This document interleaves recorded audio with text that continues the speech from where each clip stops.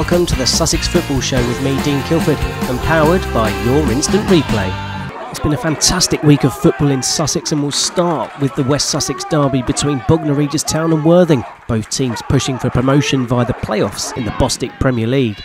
David Ajiboye had starred from the bench in Worthing's win at Wingate last time out, and his chip ball from the right was cushioned nicely into the path of Poku, his venomous near post strike beaten away by Dan Lincoln. Ajiboye was next to test Lincoln, firing one in from the edge of the area as Worthing made a bright start to the game. That all changed on 9 minutes. A quick counter-attack from a Worthing corner left Bognor 3-on-3. Strong determination from Lethbridge and the awareness to play in Mason Walsh, who gleefully tapped in the opener.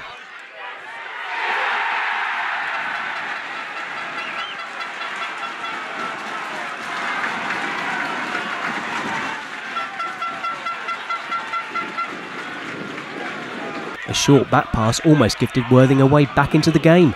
Poku getting to the ball ahead of the keeper, but the angle was too tight to get his shot on target.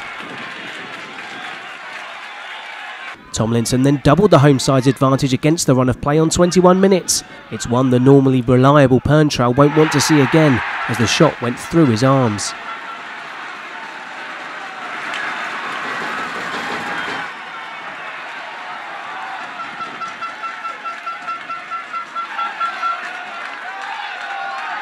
Worthing continued to push to find a way back into the game.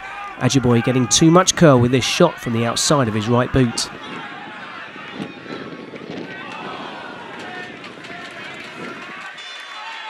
But with 15 minutes to go, Worthing were handed a lifeline. The ball coming off Harvey White's arm, the referee pointing to the spot.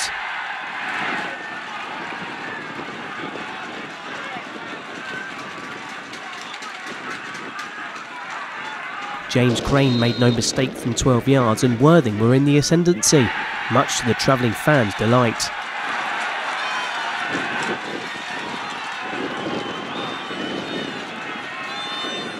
A high-hanging free kick from Maguire in injury time caused problems in the box. Ajiboye's shot was blocked, but the ball fell to Jesse Starkey, whose deflected strike beat Lincoln, and Worthing were level.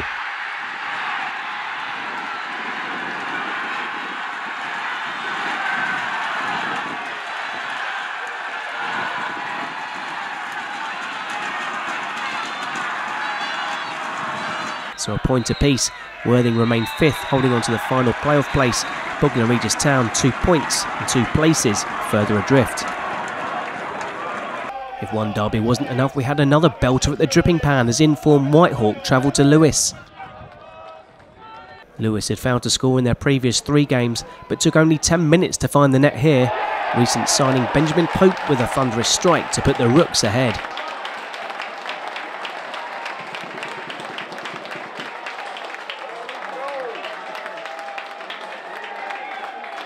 Whitehawk then spurned a glorious opportunity to level the scores, Carey doing superbly well to deny Rodriguez from point-blank range.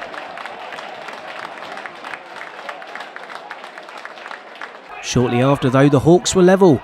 Whitehawk pulled bodies forward on the break.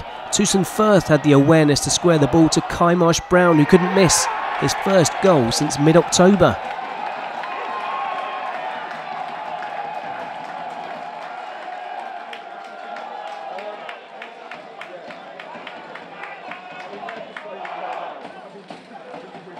Just before the break, Lewes worked a wonderful opportunity to retake the lead. Lawson running onto the ball in space, but firing over.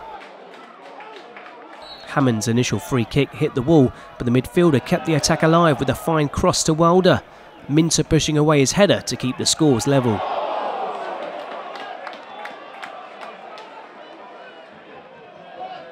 And on the hour, Whitehawk took the lead. Fantastic acrobatics from Achimpong, who was having his shirt pulled here. He certainly endeared himself to the Whitehawk ultras.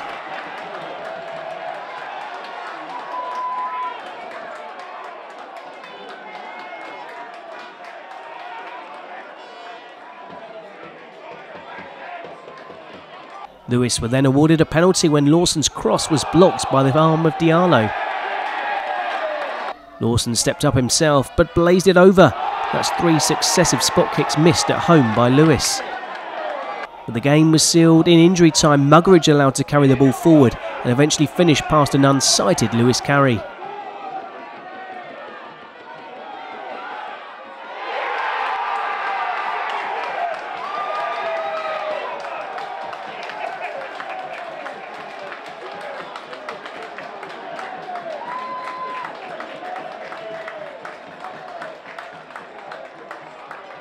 Whitehawk's incredible run continues.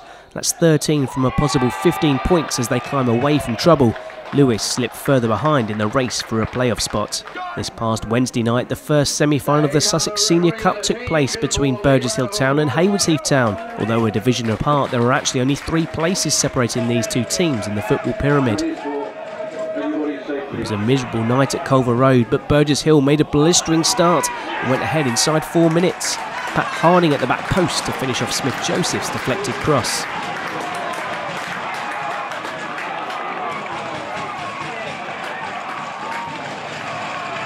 The Hillians have been struggling for goals in the league, but scored a spectacular second on 11 minutes when Enver chested and volleyed the ball sweetly into the corner.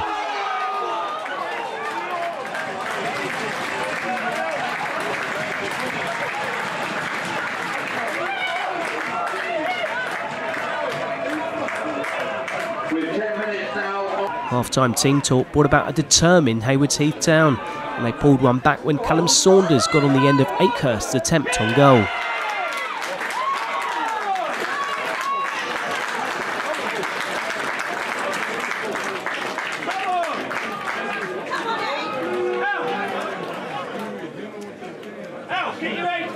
And they'll soon wonder how they didn't level things up. Cooper got his head to the corner. Spinks was denied twice on the line as Burgess Hill piled bodies in to prevent the equaliser. But despite that spirited second-half performance, Hayward's Heath Town couldn't find an equaliser. Burgess Hill progressed to the final, where they'll take on either Bognor Regis Town or Brighton and Hove Albion. But that wasn't the only semi-final of the week. Crawley Wasps were in action at home to Bolton Wanderers Ladies in the Women's National League Cup semi-final. A bright afternoon soon turned into horrendous conditions, which made things difficult for both teams. Rabson launched onto this through ball and rounded the keeper. Her shot was blocked, but Palmer had a chance on the rebound. With the goal gaping, she fired wide. 10 minutes into the second half, the Wasps took the lead, and there was a bit of fortune about it as Palmer's deep free kick into the box was turned into her own net by the Bolton defender.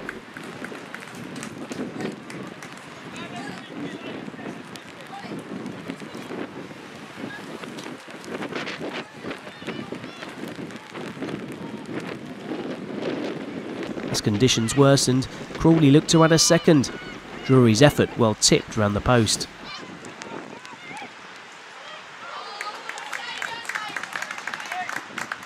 A mix-up at the back almost presented Bolton with an equaliser. Charlotte Young chasing back to clear off the line.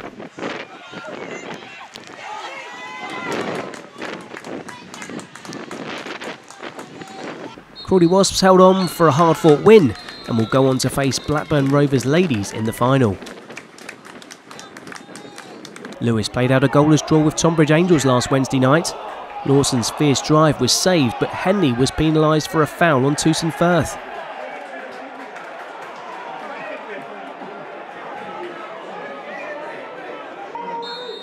Ben Pope saw his tame effort saved, and Lewes spurned the opportunity to nab all 3 points.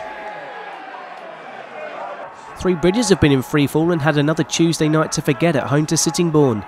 It could have been so different when Hall's long ball deceived the keeper. Fagg had got in behind to cover the danger.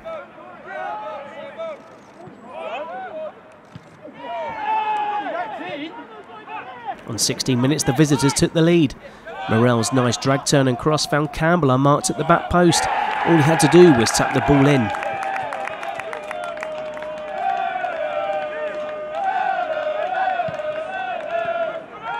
Three Bridges looked to get back level straight from the restart. Connor French denied by a fine save from Patrick Lee.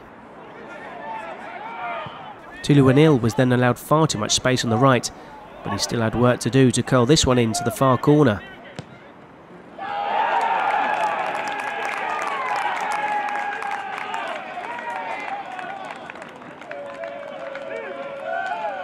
And Tulu Anil grabbed his second 5 minutes before half-time. A long throw-in flicked into his path. The winger made no mistake with his head.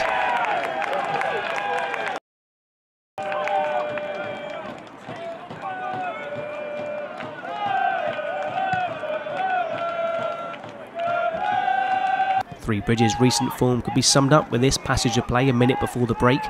Hallard denied at one end, Sittingbourne launched a quick counter and Campbell on hand to stroke the ball home.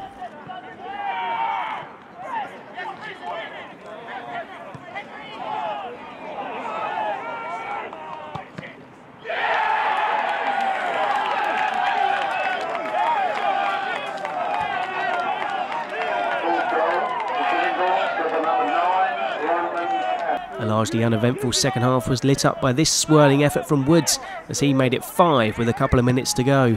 Three Bridges are now just 2 points above the drop zone.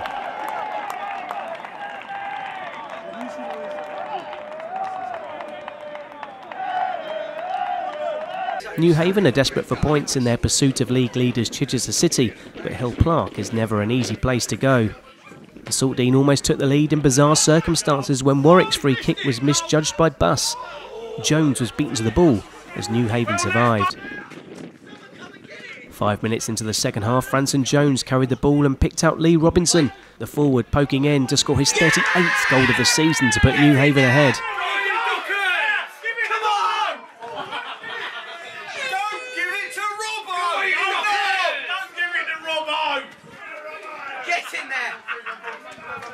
Robinson nearly grabbed a second shortly after, but his cushioned volley dropped onto the net. Saltdean couldn't find a breakthrough and they remained 5th. Newhaven remain 9 points behind the leaders, although they do have a game in hand. Thank you for watching the Sussex Football Show. I've been Dean Kilford and we'll be back next week with all the best of Sussex football, powered by your instant replay.